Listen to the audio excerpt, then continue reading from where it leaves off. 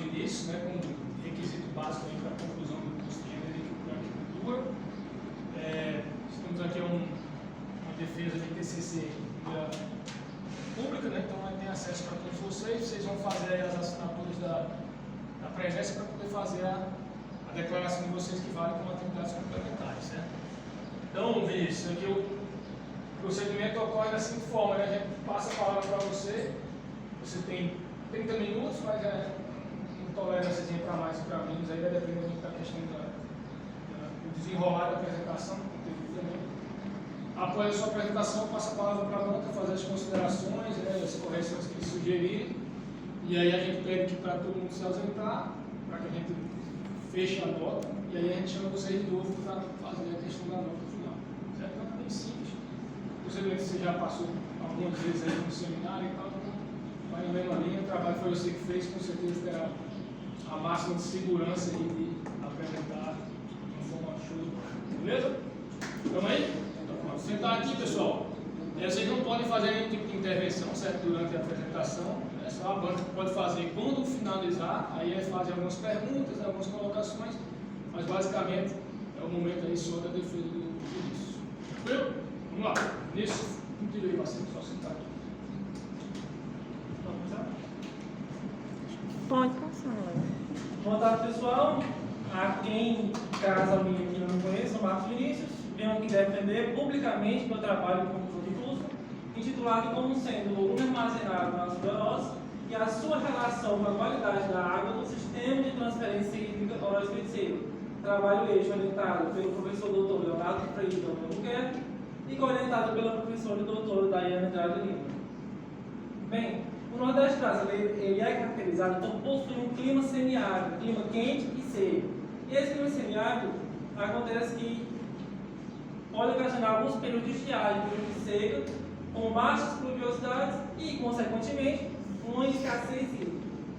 E como uma medida atenuante a essa escassez hídrica, a essa seca, nós temos a açudagem para garantir segurança hídrica a todos os usos que necessitem dos recursos hídricos. Nós temos aqui como exemplo dessa açudagem foi a construção da Sudorose, que além de abastecer a comunidade no entorno, tanto a montante quanto a jusante, ele pereniza o Rio Jaguaribe, abastece o açude Lima Campos, que fica no município de Icó, abastece o açude Joaquim Távora, no município de Jaguaribe, através do sistema de transferência hídrica Oroz-Feiticeiro. Só que, desde 2012, com a estiagem, temos aí uma redução contínua do nível armazenado nesse reservatório no ácido Oroz. Consequentemente, há uma concentração de nutrientes na massa d'água que pode comprometer a qualidade daquelas águas. Também, consequentemente, a qualidade do reservatório comprometido. Nós temos também o comprometimento dos usos e dos mananciais que estão realizando o reservatório, que são derivados dele.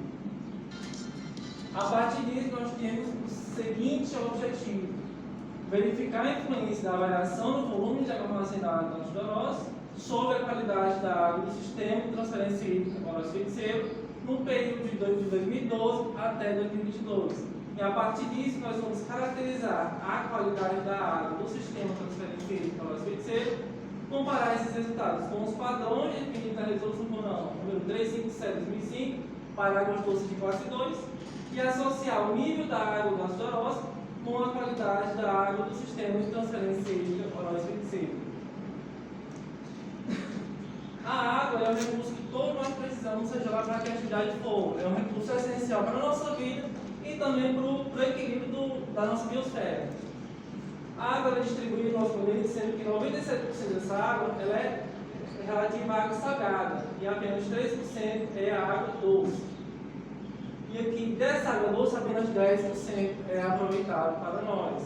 Só que essas águas elas são mal distribuídas naturalmente. Tanto é que no Brasil nós possuímos cerca de 11% desses recursos hídricos e mais de 73% dessa água do país está na bacia amazônica, que corresponde somente a 5% da nossa população. E apenas 27% das nossas águas do país estão disponíveis para o restante da população, que é 95%. Há uma distribuição desigual que ocorre naturalmente. A partir disso, surge a necessidade de gerenciamento para garantir segurança hídrica, para todos os usos, garantindo quantidade de água e qualidade suficiente. E esse gerenciamento é feito a partir de uma política nacional e estadual dos recursos hídricos, que tem como as águas um bem de domínio público, transcende um conceito de direito público-privado, de água de quem é de quem, não existe isso. É domínio público, porém o Estado que gerencia para poder garantir que todo mundo tenha acesso a essas águas.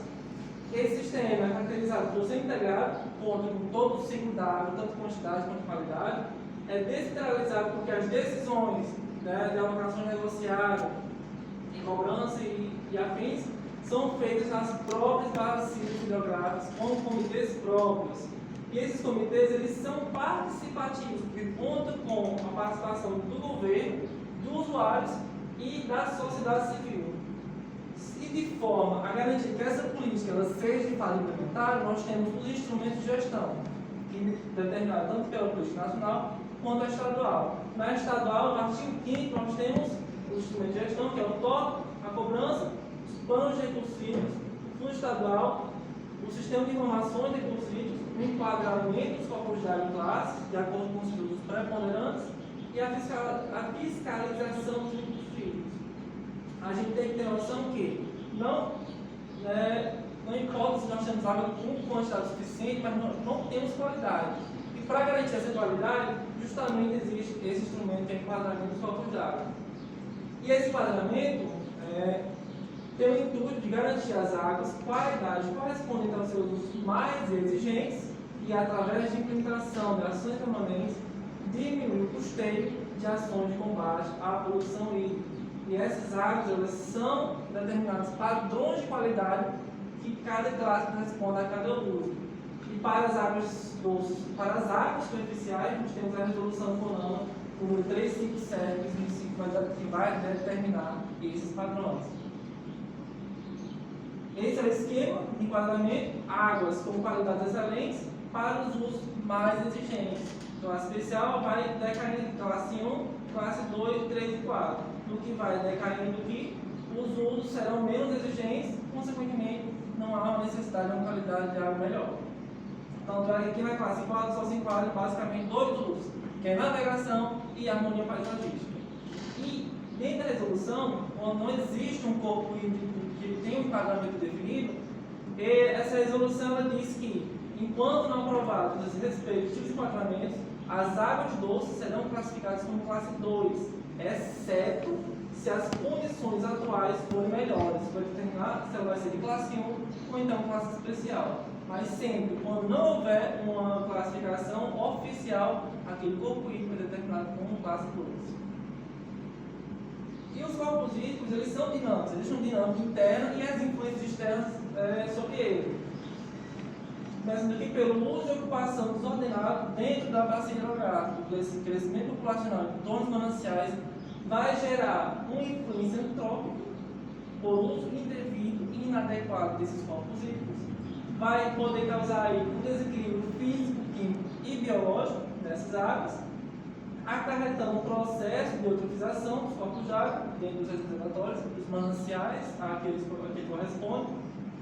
E no nosso estado, a COGEG, a Companhia de Gestão dos Recursos Hídricos, que faz o monitoramento dessas águas, diz que dentro dos reservatórios monitorados pelo governo, há uma preponderância que se mantenham em classes eutróficas e hipertróficas. Há uma tendência dos nossos reservatórios serem eutrofizados.